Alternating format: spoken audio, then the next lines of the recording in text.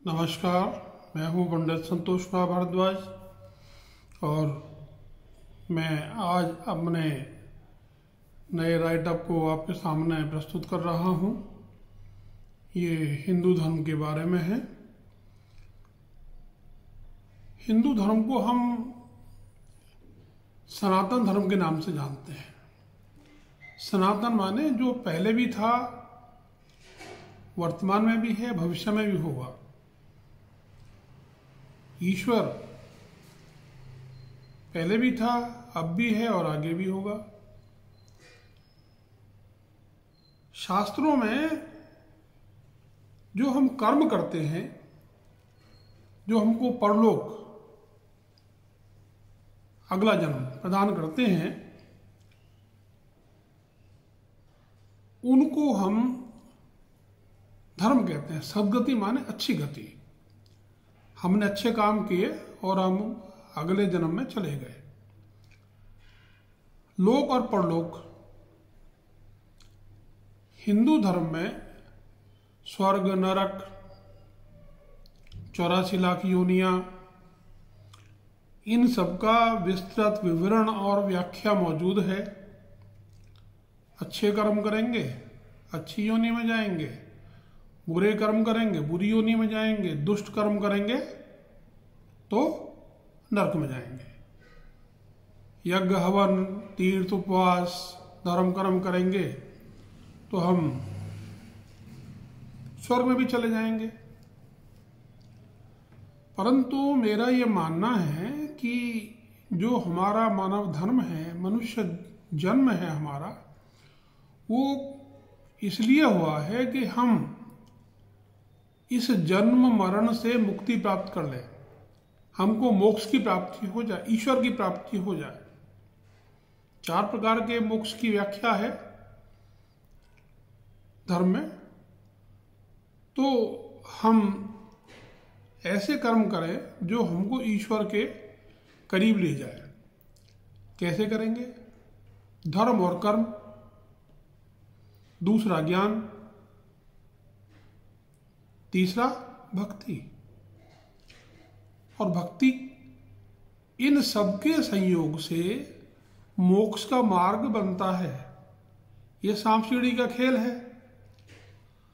अगर हमसे कहीं भी गलती हुई, पैर जरा सा भी फिसला, तो हम नीचे आ जाते हैं, हीन योनि में चले जाते हैं।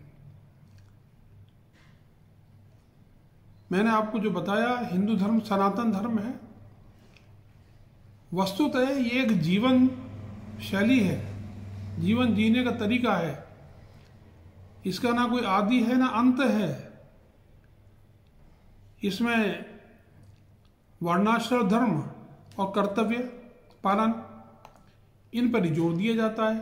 अब वर्णाश्रम धर्म क्या है? वर्णाश्रम धर्म माने वर्ण और आश्रम। हम पैदा होते हैं तो पहली जो हमारी सीढ़ी है वो है ब्रह्मचारी, 0 से 25 वर्ष। दूसरी सीढ़ी है हमारी गृहस्थ, 26 से 50। तीसरी सीढ़ी है वानप्रस्थ और चौथी सीढ़ी है संन्यास। इनकी विस्तृत व्याख्या मैंने की है अपने ब्लॉग्स के अंदर, बहुत डिटेल में लिखा है। अब वर्ण क्या है? 4 प्रमुख वर्ण हैं, ब्राह्मण, क्षत्रिय, वैश्य और शूद्र। मैं बिल्कुल स्पष्ट बता दूं, शास्त्रों में लिखा हुआ है, मनुस्मृति में भी लिखा हुआ है कि मनुष्य का वर्ण उसके कर्म से निर्धारित होता है, ना कि जन्म से। 2 वर्ण और हैं। 5वां है निषाद, 6ठा है मल्लेच। मल्लेच जो है, इनके अंदर एक कैटेगरी यहूदी, यहूदी के बाद हुए ईसाई, और उनके बाद भी एक और कैटेगरी पैदा हो गई, इस्लाम। ठीक है। इस प्रकार ये वर्ण व्यवस्था हुई। इनके अलावा चित्रगुप्त जी की जो संतानें हैं, हम जिनको कायस्थ कहते हैं, इनको भी एक अन्य वर्ण माना जाता है। वस्तुतः वो क्षत्रिय में आते हैं, मगर उनका खाना पीना कार्यकलाप पिछले 1000 साल में कुछ इस तरह का हो गया था कि छात्रवृत्ति उनके अंदर रही ही नहीं, परंतु हकीकत में वो क्षत्रिय वर्ण में आते हैं। अब मैंने यहूदियों को भी हिंदू धर्म का हिस्सा बताया, उसके पीछे कारण है। जूहू नाम की पत्नी थी देवगुरु बृहस्पति की, उनसे जो पैदा हुए वो कहलाए यहूदी, ज्यूज, यहूदी कहलाए वो लोग। इसका भी मैंने विस्तार से वर्णन किया अपने ब्लॉग्स के ऊपर। मैंने आपके सामने अभी मनुस्मृति के बारे में कहा। मनुस्मृति में धर्म के 10 लक्षण बताए गए हैं, और ये 10 लक्षण जो हैं, इनमें पहला है धैर्य, दूसरा क्षमा, तीसरा संयम, आस्ते पवित्रता, इंद्रिय निग्रह, control over the sense organs, inner self, mind, psyche, heart, brain. एक है धी, बुद्धि, इंटेलिजेंस, विद्या, सत्य, क्रोध न करना। श्रीमद् भागवत में धर्म के 30 लक्षण बताए गए हैं। सत्य, दया, तपस्या, शौच, तितिक्षा, उचित अनुचित का विचार यानी ज्ञान, मन का संयम, इंद्रियों का संयम या निग्रह, अहिंसा, ब्रह्मचर्य, त्याग, स्वाध्याय, सरलता, संतोष, समदर्शी महात्माओं की सेवा, धीरे धीरे सांसारिक भोगों की चेष्टा से निवृत्ति, अभिमान, पूर्ण कार्यों का फल उल्टा ही होगा, इस विचार को धारण करना, मौन, आत्मचिंतन, प्राणियों को अन्न आदि का यथायोग विभाजन, वितरण, उनमें विशेष करके मनुष्यों में अपनी आत्मा और इष्ट देव का भाव। ईश्वर तो सब में मौजूद है, आप में भी है, मेरे में भी है। जिस प्राणी को हम तुच्छतम मानते हैं, अमीबा वगैरह, उनमें भी मौजूद है। संतों का परम आश्रय, भगवान श्री कृष्ण के नाम, गुण, लीला आदि का श्रवण, कीर्तन, स्मरण, उनकी सेवा, पूजा, नमस्कार, उनके प्रति दास्य भाग रखना, सख्य, साथी, प्रेमी और आत्म समर्पण, ये 30 प्रकार का आचरण मनुष्य का परम धर्म है। इसके पालन से परमात्मा प्रसन्न हो जाते हैं। यह उपदेश प्रहलाद जी ने अपने बाल्यकाल में अपने सहपाठियों को दिया, और उन्होंने यह सब कुछ नारद जी के द्वारा अपनी माताओं को कहते सुना जब वे गर्भ में थे। हम ऋग्वेद की बात करते हैं तो ऋग्वेद में तो कहा गया है कि नियम, व्यवस्था, सिद्धांत या आचार ये धर्म के अंग हैं, प्रमुख अंग हैं। वेदों में डिटेल में कहा गया वसुधैव कुटुंबकम, पूरी दुनिया हमारा घर है, हर प्राणी हमारा भाई बंधु बांधव है, हमारा कोई दुश्मन नहीं है। महाभारत के शांति पर्व में कहा गया है कि धर्म अदृश्य फल देने वाला है, हमको नहीं पता पड़ता, पर यह निश्चित है कि फल होता है। हम जो भी कर्म करते हैं फलेच्छा से करते हैं। काम करेंगे तो भाई सैलरी मिलनी चाहिए, इनाम मिलना चाहिए, प्रशंसा होनी चाहिए, ये हम जैसे सामान्य मनुष्यों के लिए है, उन लोगों के नहीं जो इन सब चीजों से ऊपर उठ चुके हैं, इक्वानिमस है, जिन्होंने अपने आप को कंट्रोल कर लिया है, जैसे राजा जनक।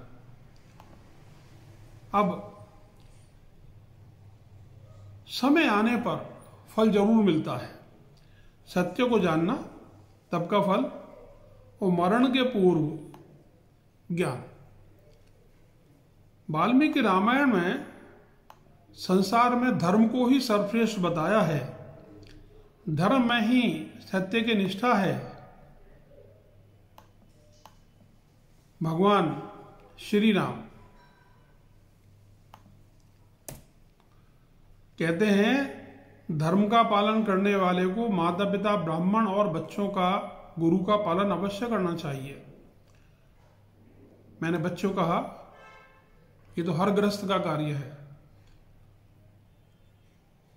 मनुस्मृति में कहा गया है कि धर्म उसका नाश कर देता है जो धर्म का नाश करता है।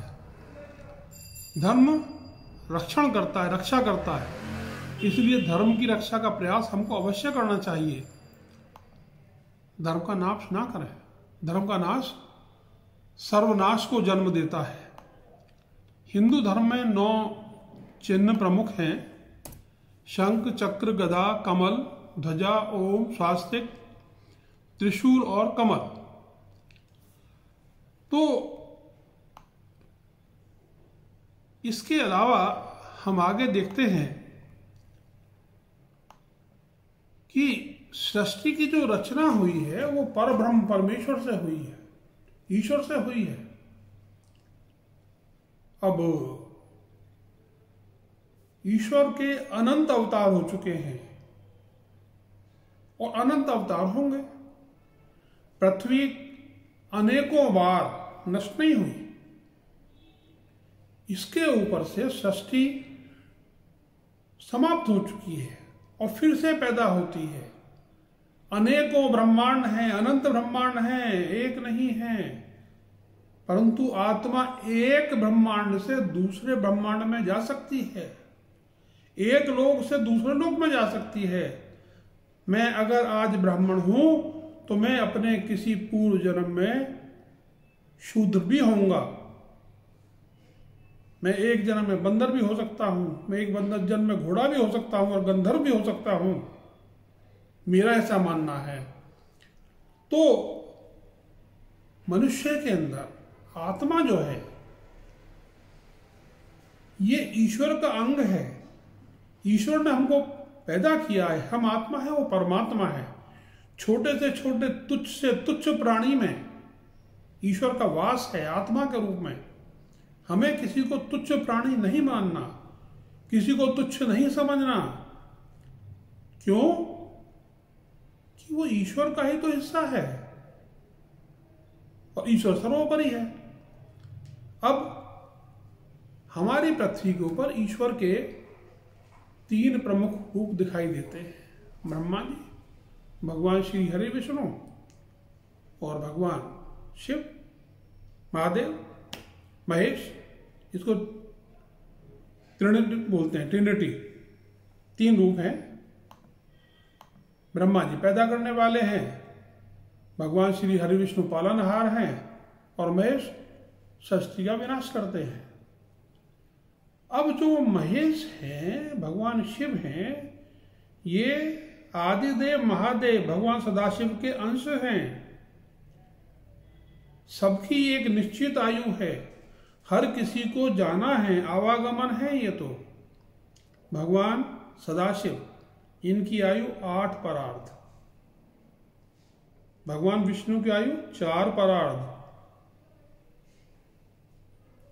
ब्रह्मा जी की आयु 2 परार्ध। इसका मतलब आवागमन है, हर किसी को जाना है। 33 करोड़ देवता हैं। मैं देख रहा हूं कुछ लोग लगातार व्याख्या करते हैं कि तो 33 कोटि देवता। मैंने बहुत विस्तार से बताया है आपको। 33 कोटि का मतलब मैंने लिस्टिंग की है और काफ़ी देवताओं का नाम दिए हैं, प्रमुख देवताओं के, जिनकी गिनती 100 सवा 100 से ऊपर भी है। तो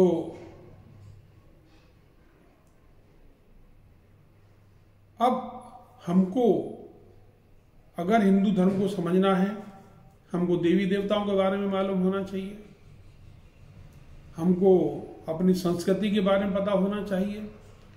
हमारी संस्कृति की व्याख्या किसमें की गई है? वेद, पुराण, उपनिषद, वेदांत, ब्राह्मण, मनुस्मृति, इतिहास, श्रुति।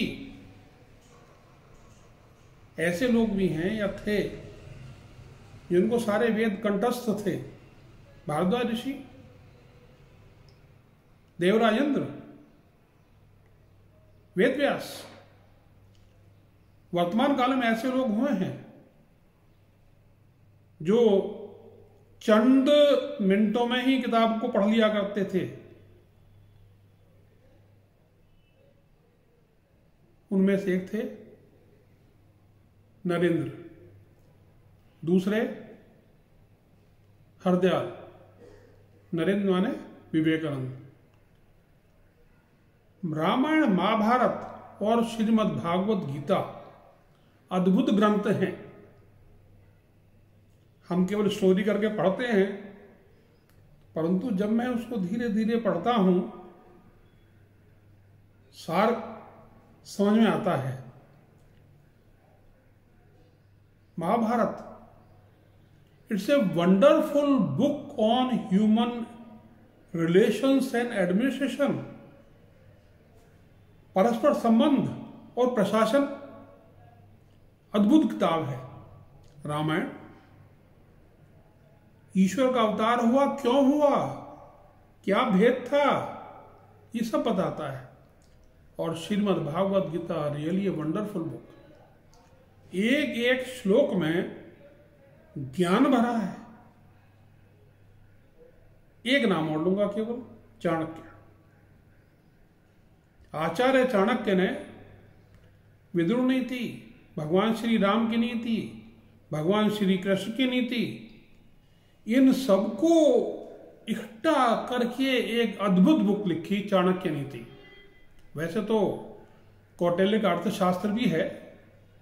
हम चाणक्य नीति को और कौटिल्य के अर्थशास्त्र को धर्म ग्रंथ में नहीं मानते, परंतु हकीकत यह है कि they are wonderful books. Hindu धर्म के लिए मैंने इतना कहा। नमस्कार, बहुत बहुत धन्यवाद। फिर मिलेंगे शीघ्र ही, और मैं फिर से आगे कोशिश करूंगा आपके सामने थोड़ी और व्याख्या करने की।